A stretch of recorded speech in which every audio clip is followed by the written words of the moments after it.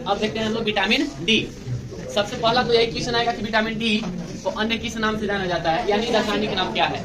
तो कैल्सीफेरॉल। और एक ऐसा विटामिन है जिसे बाह्य स्रोत से नहीं बल्कि धूप में बैठकर ग्रहण किया जा सकता है। सबसे तेजी से बनने वाला विटामिन है ये। अगर आधा घंटा भी बैठ जाएंगे धूप में ना तो ये विटामिन बन जाएगा। हाँ पहले यही कर लो।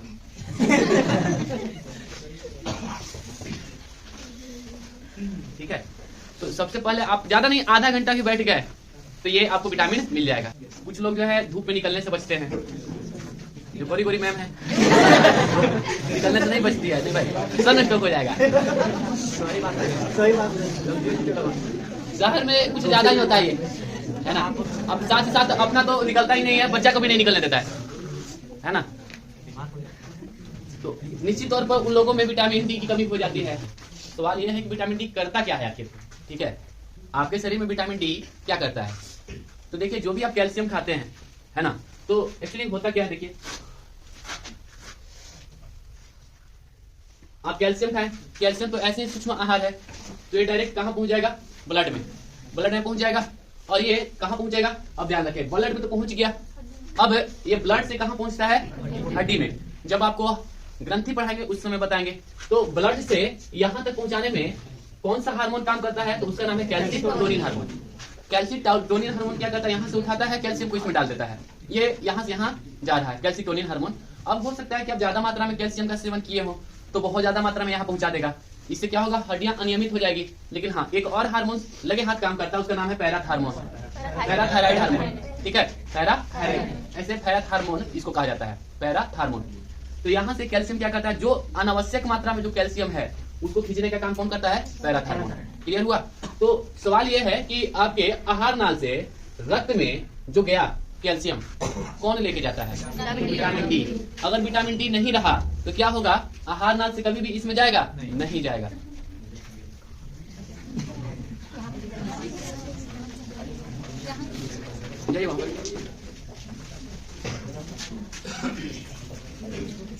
तो विटामिन डी करता क्या है, कैल्शियम का अवशोषण।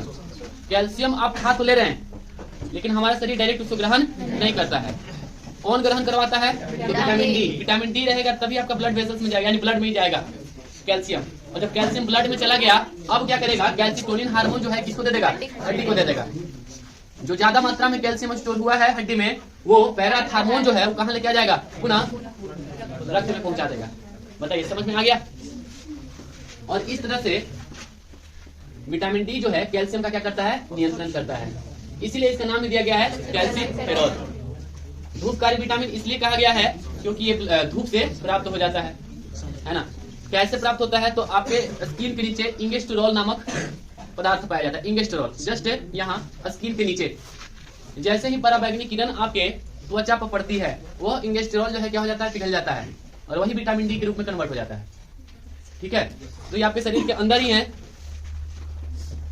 यह कैल्शियम के अवशोषण के लिए क्या होता है, जिम्मेवार। मतलब अगर विटामिन डी ना रहे तो कैल्शियम क्या होगा, अवशोषण नहीं होगा। ठीक है, इसकी कमी से कौन सा रोग होगा, मान लिया जाए कि इसकी कमी हो जाए, इसको हटा दे, हड्डी क्या हो जाएगी, कमजोर हो जाएगी। यानी कि कैल्शियम आप दे तो रहे हैं लेकिन अगर उसमें विटामिन डी नहीं रहा तो परिणाम स्वरूप हड्डियां क्या हो जाएगी, कमजोर हो जाएगी। यह कैल्शियम के अवशोषण के लिए क्या होता है, जिम्मेवार होता है। इसी कमी से होने वाला रोग रिकेट्स यानी कि सूखा रोग। बच्चों में विटामिन डी की कमी से हड्डियां कमजोर होकर मुड़ने लगती है कि ज्यादा भारू सह नहीं सकता है पैर हड्डी, तो इसलिए क्या होता है, धीरे धीरे मुड़ने लगता है। हड्डी जो है इस तरह के एस आकार का होने लगती है ना। इसी को कहते हैं हम लोग रिकेट्स। ठीक है, इसी कमी से रक्त तथा हड्डी में कैल्शियम की क्या हो जाती है, कमी हो जाती है। कैल्शियम की क्या हो जाती है, कमी, जिससे हड्डियां क्या हो जाती है, कमजोर। अब देखिए, अब ये कैल्शियम की कमी अगर वयस्क में होता है ना, तो फिर इसे रिकेट्स नहीं कहा जाता है, इसको कहा जाता है ऑस्टियोमलेशिया। तो ऑस्टियोमलेशिया और ऑस्टियोपोरोसिस दोनों सेम ही चीज है ना। वयस्क में विटामिन डी की कमी से हड्डियां क्या हो जाती है, कमजोर हो जाती है ना। इसको क्या कहते हैं हम लोग, ऑस्टियोमलेशिया। ठीक है, ऑस्टियोपोरोसिस भी वही है, बहुत ज्यादा अगर कमी हो जाएगी तो हड्डियां जो है संरत्न आकार की हो जाएगी। संरत्न मतलब समझ है ना, रंध्राकार, हड्डी में छेद हो जाएगा।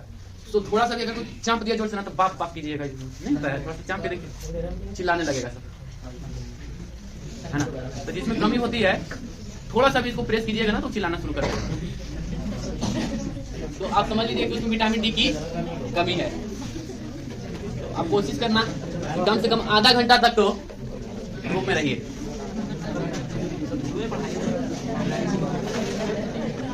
छोटा बच्चा में सबसे ज्यादा होने का खतरा होता है। तो अभी के डेट में देखिए क्या करना है, कुछ नहीं करना है, उसको तेल लगाना है, धूप में सुखा देना है। हाँ, धूप में सुखा दीजिए। आप ये मत सोचिएगा कि धूप में सुखाने से गलिया करिया हो जाएगा, होता है, वो तो सोचते हैं। हड्डियां रंध्राकार हो जाती है। अब देखिएगा, नोट करके लिखा हुआ है, टेंडन या कंडरा किसको कहते हैं? तो हड्डी और मांसपेशियों को जो जोड़ने का काम करती है उसको टेंडन कहते हैं।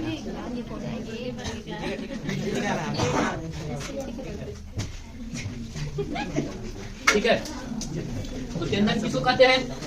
हड्डी और मांसपेशियों के जोड़ने में जो सहायक होता है उसको टेंडन कहते हैं। और लिगामेंट एक हड्डी को, जब आपको हड्डी पढ़ाएंगे तो इस सबका फिगर भी दिखाएंगे। ठीक है, तो लिगामेंट क्या करता है? हड्डी को हड्डी से जोड़ता है, और हड्डी को मांसपेशियों से कौन जोड़ता है? टेंडन। ये याद रखना। गर्भ में बच्चों के शरीर को स्वस्थ बनाने में सहायक है, क्योंकि एक कंप्लीट शरीर का निर्माण हो रहा होता है। ऐसी स्थिति में अगर गर्भवती महिला कैल्शियम का सेवन ना करे तो उसके शरीर का ही खुद का कैल्शियम गलने लगता है और बच्चे को मिलने लगता है। समझ में आया? तो बहुत सारे महिलाओं में गर्भावस्था के बाद आप ऐसे कह सकते हैं कि जो महिलाएं प्रेग्नेंट हुई है 2 से 3 बार, आप देखना उनमें कैल्शियम की कमी हो जाती है। 40 के बाद उनका पीठ में अप्रोप्रिएट दर्द होना शुरू हो जाता है। आप 40 के बाद अगर उनको डॉक्टर के पास ले गए तो सीधे डॉक्टर बोलेगा कुछ नहीं, कैल्शियम की दवाई खिलाना शुरू कर दीजिए, क्योंकि उनके शरीर में जो बच्चा पल रहा है उसके लिए क्या चाहिए? कैल्शियम चाहिए। और अगर आप उनका शरीर का ढंग से ध्यान नहीं रखें, खान पान का ढंग से ध्यान नहीं रखें, तो कैल्शियम की कमी हो जाती है, हड्डी रंध्राकार हो जाता है, काफी कमजोर हो जाता है। उन्हीं में सबसे ज्यादा ऑस्टियोपोरोसिस नाम रोग होता है जी, हड्डियां रंध्राकार हो जाती है। ठीक है, समझ में आया? तो महिलाओं में सबसे ज्यादा होता है, बुजुर्गावस्था में भी हो जाता है ये। आप देखे होंगे कि दादाजी गिर गए, है ना, अब गिर गए, हड्डी टूट गया, है ना।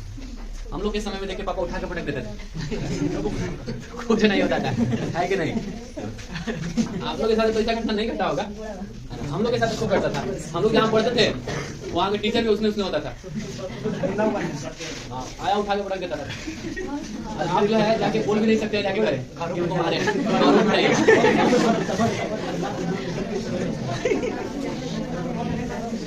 यह विटामिन हड्डी को क्या करता है?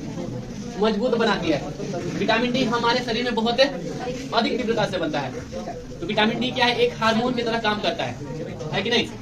इसका कार्य भोजन से कैल्शियम तथा फास्फोरस का अवशोषण करना है। देखिए यही है रक्त में कैल्शियम PO4, है ना, और जैसे सूर्य प्रकाश मिलेगा, है ना, CA3PO4 और ट्वाइस बनता है, और यही जो है हड्डी में पाया जाने वाला यौगिक हुआ। क्लियर है ना? स्रोत सूर्य की किरणें त्वचा में उपस्थित इंगेस्टेरॉल को विटामिन डी में क्या करता है? परिवर्तित कर देता है। इसके अलावा कहाँ पाया जाएगा? तो शाकाहार में नहीं पाया जाएगा, जब भी पाया जाएगा तो मांसाहार में पाया जाएगा। तो ध्यान रखना, अंडा, घी, मक्खन, मछली के तेल, मांस इत्यादि में पाया जाता है। दूध में भी ध्यान रखना। मछलियों में यकृत तेल में कौन सा विटामिन होगा? प्रचुर मात्रा में पाया जाता है। विटामिन डी किसी भी साग सब्जी में नहीं पाई जाती है। खूब पूछता है धूप का विटामिन कौन है? Vitamin D. इसे हार्मोनल विटामिन भी कहते हैं, क्योंकि एक हार्मोन की तरह काम करता है। कि इसी से क्या होता है? कैल्शियम अवशोषित होता है। समाप्त हो गया। विटामिन डी का संग्रहण कहाँ होता है? यकृत में होता है।